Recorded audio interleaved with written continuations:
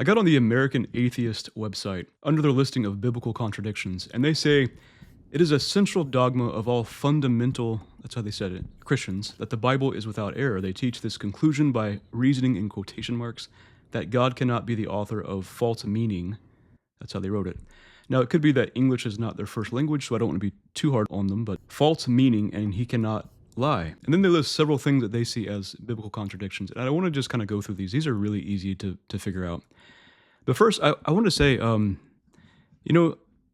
almost really was, years ago, I nearly became an atheist. So I was a sort of fundamentalist Christian. I grew up, in a secular home with Christian influences. I think I was sort of half secular, half Baptist. I nearly became an atheist, and I spent a lot of time reckoning why. Some of the reasons are on the surface. They're just very easy for me now to resolve. Some of the reasons were a bit deeper than this. It was struggling with the nature of the world, with suffering in life, with, I think, my disappointment of American Christianity and its affiliation with the moral majority.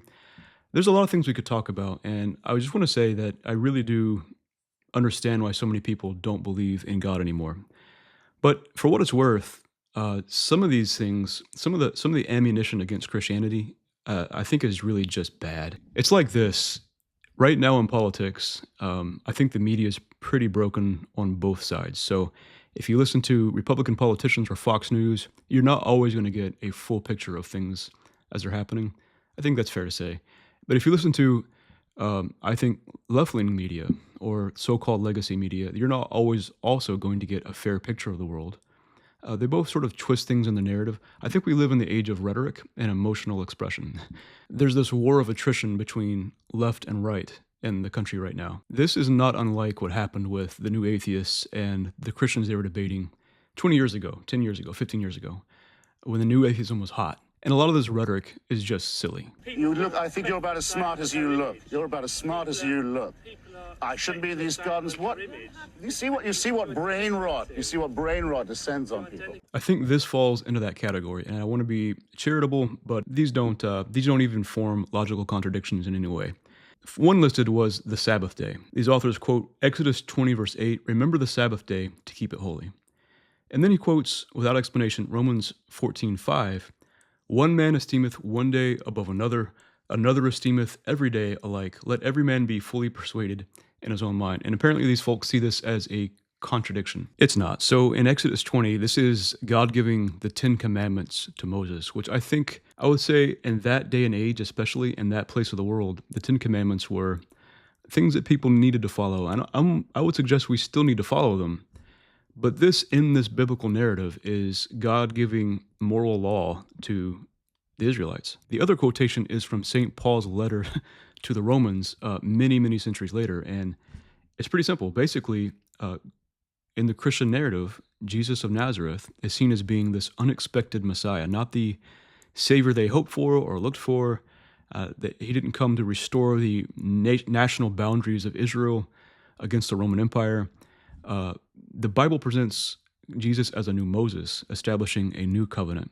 It's really a fascinating thing, actually. But in this new covenant, the Bible presents the picture that the old covenant has been fulfilled. The old covenant was a shadow of the fullness of Christ in the biblical narrative, whether we accept it or not. So in the advent of the true Messiah, Jesus Christ, many of the first Christians were Jewish, and many of the first Christians were pagan Gentile people.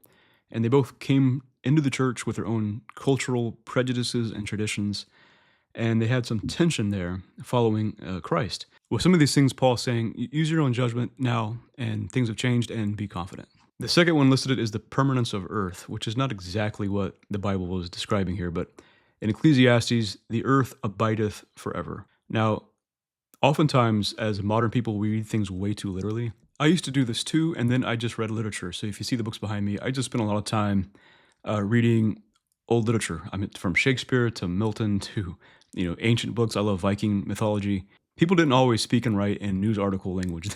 They often spoke more poetically, and I think more beautifully sometimes. This is one of those examples where Ecclesiastes is written by Solomon, At this stage of his life, he's kind of a downer, and he's using Tolkien-esque type language to make a point. I don't think he's literally saying the earth will never end. He's drawing a contrast between the earth and things that last a very long time, that just go on, and the silliness and foolishness of some human beings who live their lives, and their lives are very temporary, which leads this older man to question what is worth doing with your life. The atheist contrasts this passage with a passage that says, in the New Testament again, the elements shall melt with fervent heat, and the earth also and the works that are in them shall be burned up. Yeah, so the message of the Bible is new creation, that the old creation is going to pass away, that all things are going to become new. So what human beings have messed up, one day, God's already working to set it right, but one day he's going to finish the job. I don't know that this is all meant to be literal, but there will be a new creation. Circumcision. The atheists quote Genesis 17:10, "This is my covenant which ye shall keep between me and you and thy seed after thee. Every child among you shall be circumcised." And they see this as being a contradiction with Galatians 5. And Paul says, again, writing to New Testament Christians who typically were coming in from pagan, non-Jewish places, "If ye be circumcised, Christ shall profit you nothing." This is very simple. In the Old Testament, God made a covenant, and an ancient world had something stronger than a contract. It was binding, a little bit more strong than that contract, and there were signs or seals of those covenants. And for the Jews with Christ, or with God, Abraham was to be circumcised. After Christ, the debate was the Jews were trying to force non-Jewish people to be circumcised if they came into the synagogue, or what was now the church, to follow the Jewish Messiah, the Jewish God. They were trying to force folks to be circumcised. They went so far to say that you could not be saved as a human being if you weren't. There was a big debate about this in Acts 17. There was a council, the first council of the church, in which the elders, the leadership got together, and Peter and James were like, no, you don't have to be circumcised to be saved. But the Judaizers still existed, and Paul's writing to this church at Galatia. He's arguing against the Judaizers. You don't have to keep the religious traditions of the Old Testament Jews, of Old Testament, Old Covenant Israel, to be a Christian. And because they were making this an issue of salvation, Paul's saying, if you're circumcised, what's the point of Christ? What is Christianity?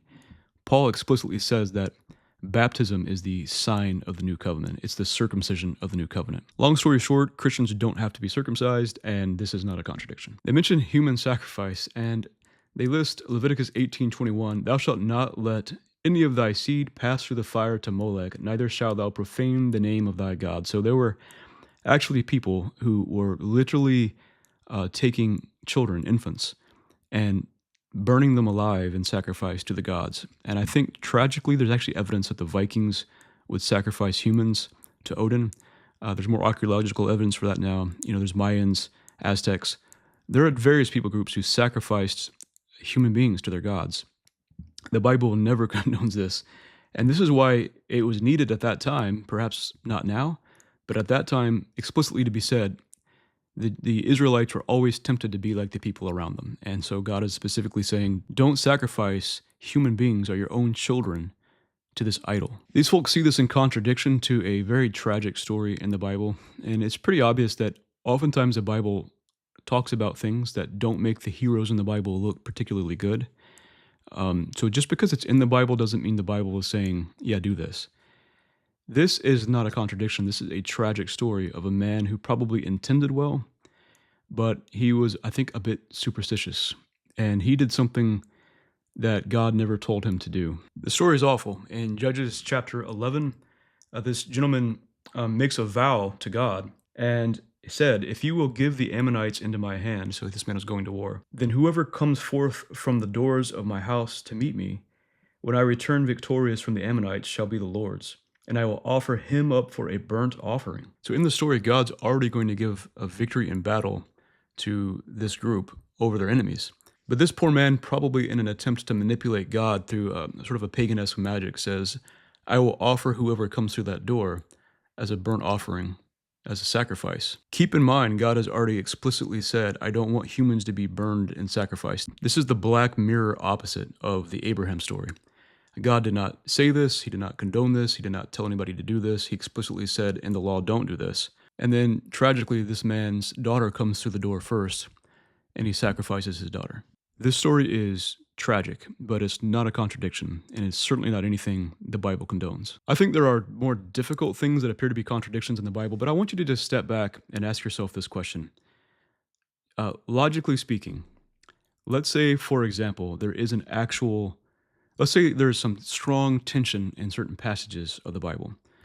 Let's say we can't resolve them, and it gets even worse than that, and there's a strong contradiction, an actual logical contradiction between two or three passages in the Bible. I think this is the wrong place to place the debate anyway. Does this in any way at all logically mean that God doesn't exist? Of course not. I no longer personally think that there are hard contradictions in the Bible.